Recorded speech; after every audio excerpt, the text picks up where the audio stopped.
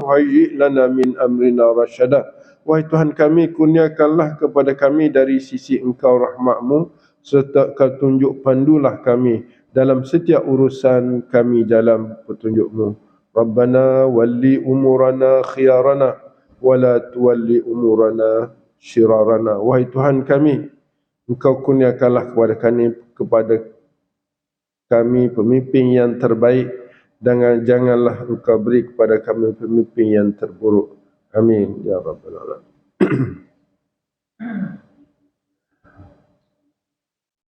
Ayat yang ke-104. Wa qala Musa ya Fir'aun. Musa berkata, wa qala Musa, Musa berkata kepada Fir'aun. Asalnya wa qala Musa li Fir'aun. Maksud itulah. Tapi tak kata li Fir'aun lah, tapi kata ya Fir'aun, wahai Fir'aun. Fir'aun ni istilah pada raja, bukan nama dia. Bukan nama dia, istilah pada raja. Wahai tuanku, gitulah. Wahai tuanku, inni rasulun min rabbil alamin. Sesungguhnya aku ini seorang utusan rasul daripada Allah, Tuhan sekalian alam. Ini kata pertama setelah Nabi Musa sampai daripada Madian. Ini retitan Nabi Musa lari dulu, dia tidak dilantik lagi.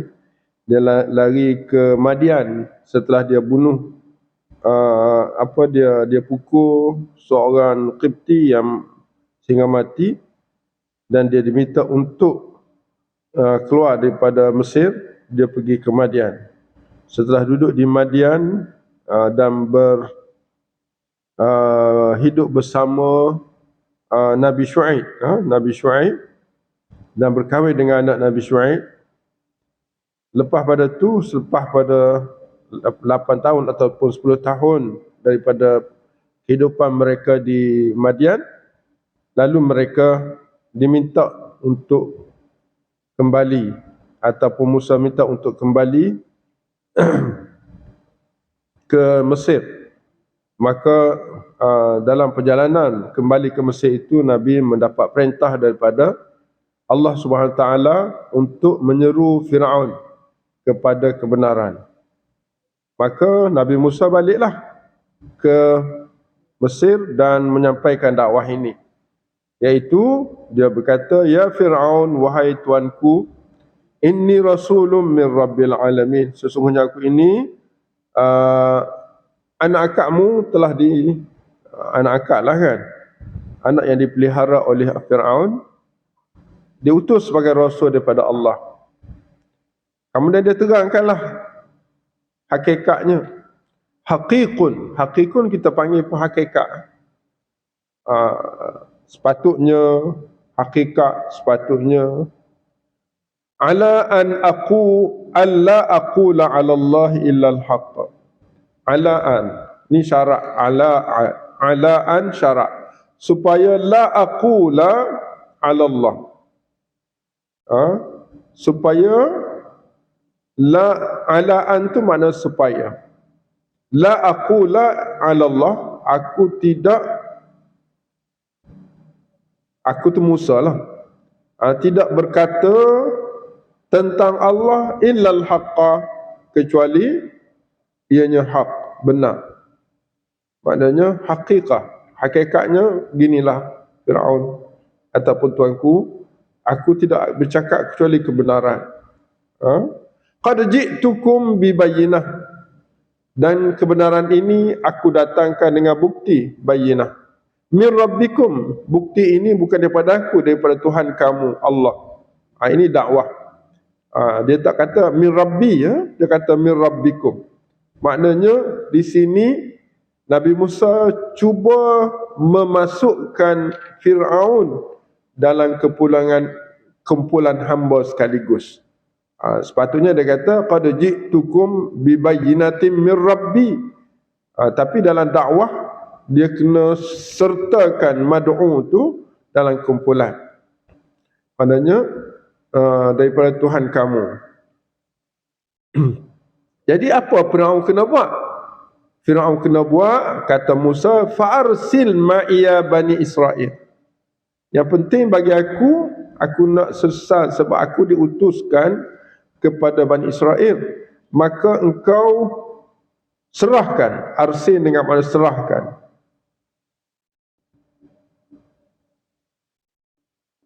Bersamaku Bani Israel. Bani Israel ini ialah keturunan Nabi Yaqub lah. Itu bila Nabi Musa bercakap sampai situ, Firaun pun jawab. Dia kata qala Firaun, in kunta ji'ta bi ayatin fa'ti biha. Jika engkau sebenar-benarnya datang dengan bukti, bi ayah, bukti, fa'ti, itu perintah tu. Fa'ti dua kalimah, fa maka i'ti, asalnya i'ti, kalau wasal jadi fa'ti. Asal i'ti, maka bila wasal jadi fa'ti. Maka datangkanlah dengan bukti itu, in kunta, jika engkau wahai Musa minas sadiqin, orang benar, termasuk orang-orang yang benar. Lepas diminta terus fa'alqa asahu, maka Musa mencampakkan asahu, tongkatnya, tiba-tiba faiza tu tiba-tiba, maka apabila tiba-tiba ia tu asa tu Sa'ban, jadi bertukar menjadi seekor ular besar, mubin, yang terang-terang. Kemudian dia tarik baliklah, dia berubah balik jadi tongkat. Wa naza'a yadahu, kemudian dia Musa menarik tangannya, keluar tangan daripada baju dia. Fa idza hiya bayda, tiba-tiba tangan dia menjadi bayda, bersinar, bercahaya, lin nazirin, bercahaya putih, lin nazirin, bagi setiap orang yang memandangnya. Ini di antara dialog antara Musa dengan Firaun. Dan hadis sama dalam dialog ini pembesar-pembesar dia. Apa bukti saat dialog Musa dengan Firaun ini ada bersama mereka? Al-Mala' ataupun besar. Ayat 109 tu dia kata, qala al-mala'u, berkatalah para pembesar-pembesar Firaun, min qaumi Firaun, dan pembesar ni bukan daripada keturunan Musa Israel, tetapi daripada keturunan Firaun. Maknanya al-Mala' dilantik daripada kalangan bangsa Firaun. Dia tak lantik bangsa. Tengok walaupun Bani Israel ada di Mesir begitu ramai, tapi Bani Israel jadi hamba. Dia tidak dipilih sebagai macam kita hari ni. Kat kita tak, kita di tanah Melayu, tapi orang yang memerintah kita orang luar, contohnya. Sebab kita ni Islam, kita ni baik, orang Melayu ni baik sangat, dia beri sehingga orang pijak kepala, kan. Tapi Firaun, walaupun Bani Israel ramai di sana, walaupun asalnya Nabi Yusuf di sana jadi ketua, tapi bila dia merintah, dia tak lantik Bani Israel sebagai malak, YB. Yang dilantik YB min qaumi Firaun, daripada keturunan Firaun. Tengok tu. Maknanya seolah-olah Quran telah membayangkan bila berlaku pelantikan macam-macam ni, dia membawa kepada perpecahan. Qala al-mala'u, padahal tak payah min qaumi Firaun, kan. Qala al-mala'u inna hadha, sepatut gitulah. Kalau tidak nak highlight bahawa YB ni daripada Firaun, dia tak sebut min qaumi Firaun. Tapi kenapa dia sebut? Apa pelajarannya? Gitu. Nak cerita bahawa pembesar-pembesar ataupun esko kepada Firaun itu min qaumi Firaun, daripada kaum Firaun sendiri, kaum Qibti, bukan kaum Bani Israel. Berkata mereka, inna hadza lasahirun, sesungguhnya hadza Musa, hadza Musa, sesungguhnya hadza rajul ataupun hadza Musa ini lasahirun. La tu taukid, benar-benar seorang tukang sihir alim yang amat bijak, amat tahu. Itu kata al-malak. Kata Firaun,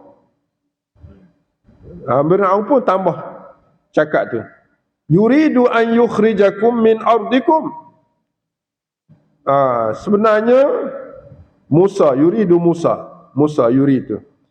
an yukhrijakum, mengeluarkan kamu wahai al-malak, min ardikum, daripada bumi kamu ini. Famadza ta'murun? Firaun tanya kepada pembesar, apa yang kamu nak buat keputusan? Ta'murun ni. Lalu al-malak berkata, qalu, ayat 101 tu, 111 tu, qalu, qala al-malak. Pembesar-pembesar berkata, arjih wa akhahu. Akha tu Harun.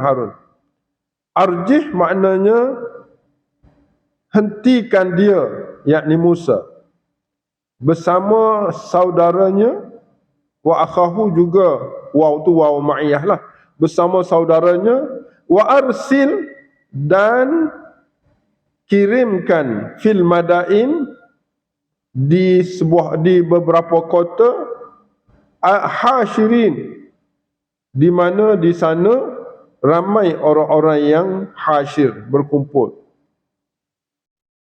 Di situ ya'tuka, ka tu Firaun lah, akan datang kepada engkau bikulli sahirin alim, setiap madain ni Madian ni kota lah, kota. Setiap kota itu datang, berkumpul, dan datang kepada Firaun. Setiap kota itu seorang sahir, seorang tukang sihir yang bijak, alim tu bijak. Maka ayat berikut, waja'as saharatu. Saharatu kata ganda daripada sahir. Sahir, saharatu. Waja'as saharatu, fa'il tu. Maka datanglah tukang sihir itu, Fir'auna, kepada Firaun, maf'ulun bih. Datanglah tukang sihir itu kepada Firaun ataupun akan Firaun. Qalu, tukang sihir ni pertama sekali bila datang, dia tanya kepada Firaun. Apa persoalan tukang sihir? Inna lana la ajran in kunna nahnul ghalibin. Wahai Firaun, kami ni ada ganjaran ke? Dapat upah ke? Kalau kami kalau kami semua ni nahnul ghalibin, kami ni yang berjaya. Apa kata Firaun? Qala na'am, berkata Firaun, ya. Wa innakum laminal muqarrabin, engkau bukan sahaja mendapat ganjaran yang besar, bahkan engkau akan dilantik sebagai orang istana. Al-muqarrabin, orang istana. Maknanya selain daripada diberi ganjaran, dibuat pelantikan khusus orang-orang yang akan menjadi tukang sihir istana. Qalu ya Musa, lalu berjumpalah geruk tukang sihir ini bersama Musa. Lalu tukang sihir bertanya kepada Musa, ya Musa, qala as-saharatu. Qalu tu as-saharatu. Tukang sihir itu bertanya kepada Musa, ya Musa, wahai Musa, imma an tulqiya, siapa nak mula dulu ni? Imma sama ada, apakah an tulqiya, engkau campak dulu, wa imma an nakuna nahnul mulqin, ataupun kami yang akan an nakun, kami menjadi, nahnu kami semua, mulqin orang yang mencapakkan tali-tali ataupun barang-barang kami untuk menjadi bahan sihir. Apa kata Musa? Qala Musa. Musa pun kata, alqu, engkaulah campak, kamulah campak dulu. Alqu tu fi'il amr, perintah. Alqu, campaklah kamu semua. Falamma alqau, itu fi'il madhi pula. Alqu fi'il amr, alqau fi'il madhi. Tak sama kan? Alqu qah bagi depan, alqau qah bagi atas. Jangan tukar baris tu. Sebab alqu perintah, alqau berita. Alqau mereka telah mencampak, saharu lalu mereka mensihirkan a'yunan nas, mata-mata hadirin. A'yunan nas tu mata-mata hadirin. Orang nampak jadi ular belaka. Orang yang hadir melihat tali-tali barang-barang yang dicampak oleh tukang sihir tu nampak maknanya jadi ular. Macam-macam nampak bergerak.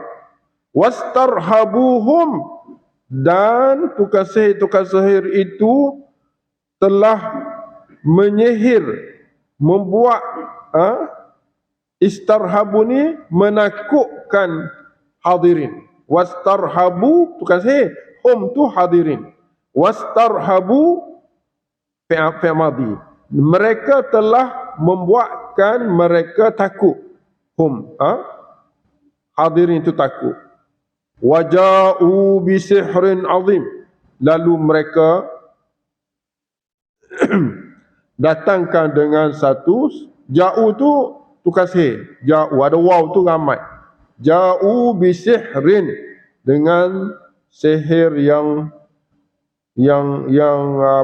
azim, yang luar biasa. Memang segala barang yang dicampak menjadi ular dan sebagainya, khususnya ular lah, dan menjadikan suasana kelam kabut, menakutkan. Lalu selepas semua tengok keadaan sihir itu menakutkan, macam mana nak hapuskan, nak batalkan sihir yang dilakukan oleh tukang sihir ini. Lalu Allah kata, wa auhayna ila Musa, lalu kami wahyukan. Makna Musa tak buat kecuali dapat wahyu daripada Allah. Wa auhayna, dan kami wahyukan, ila Musa, kepada Musa, agar alqi, campaklah, asaka wahai Musa, campaklah. Tu maknanya perintah dah tu. Allah perintah, alqi asak wahai Musa, balas. Balas dengan engkau campakkan tongkat engkau. Fa idza hiya talqaf, maka bila campak tiba-tiba dia menjadi, hiya tu Tha'ban lah, ayat di atas tadi, ayat 107 tu. Fa idza hiya Tha'banun mubin, di sini fa idza hiya aja. Hiya Tha'banun mubin tak sebut. Maknanya hiya tu makna Tha'banun mubin, dia sebut perangai Tha'ban ni macam mana. Talqafu ma ya'fikun. Talqaf, apa ni, menelang ataupun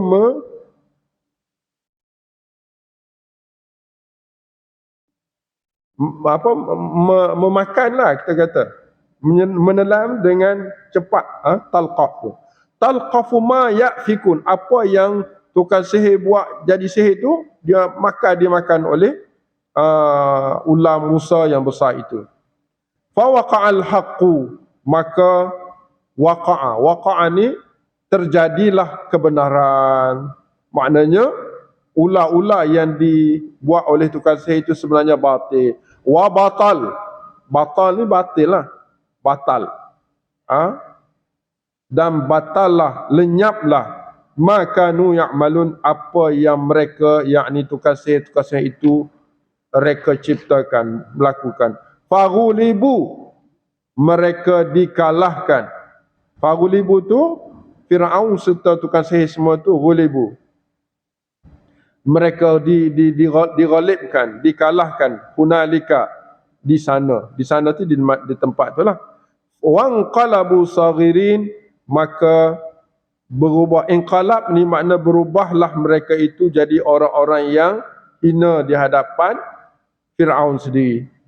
Wa ulqiyas saharatu sajidin, maka ulqiyani as-saharatu, di tukang sihir ni bila dia tengok suasana tu, dia tengok itu kebenaran, maka dia automatik jadi ulqiyas saharatu, maknanya terjatuh. Tiba-tiba tukang sihir terjatuh sujud kepada Allah, sujud kepada kebenaran yang datang daripada Allah, iaitu suasana tongkat Musa itu memakan ular-ular yang direka ataupun yang disihirkan oleh tukang sihir. Maknanya tukang sihir ni dia tahu hakikat sebenarnya. Makna yang dia buat tu tak betul pun, kan? Dia memukau mata-mata hadirinnya. Tapi yang Musa buat ni hakikat.